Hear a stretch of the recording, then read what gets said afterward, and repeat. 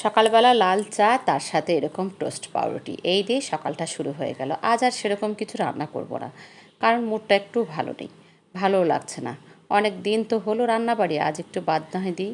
তা কি আর করার উপায় আছে বলো? সাজনা আলু এই দিয়ে রান্না শুরু হয়ে গেল আমার। তার সাথে ছোট আলু ভাজা করব। এই সাজনাগুলো আমার মা পাঠিয়েছিল, তাই মনে করলাম এই সাজনা দিয়ে করলা দিয়ে সব কিছু দিয়ে তিঁতুর তরকারি করি। টেস্ট লাগে জানো একটু বড়া ভেজে তরকারি করলে। তাই এই তরকারিটা করছি, আর যখনই করি না কেন এই তরকারিটা, আমার হাতে রান্নাটা কিন্তু খুব টেস্টি হয়। যেই খেয়ে বলে না কেন আমার হাতের সর্ষে বাটাটা খুব টেস্টি হয়। আর এই ছোটো আলুগুলো কয়দিন পর হারিয়ে যাবে, খুঁজলেও পাওয়া যাবে না। তাই মনে করলাম এরকম করে ছোটো আলুর ঝাল করি। অনেক দিন খাওয়া হয়নি, আর তার সাথে এরকম বড়া ভাজবো। এটা হচ্ছে খেসারির ডালের বড়া ভাজা, এই তিলের তরকারি দিব আর ভাজা রাখবো ভাতের শেষে খাওয়ার জন্য।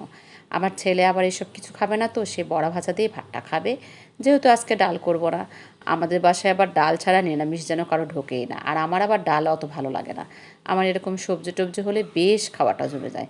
তাই ছেলে আর ছেলের বাবার জন্য এই বড়া ভাজা তরকারি, বড়া ভাজা এক্সট্রা এসব রাখতে হবে। আর আমার এই তরকারি হলে তো বাস কোনো কথাই নেই।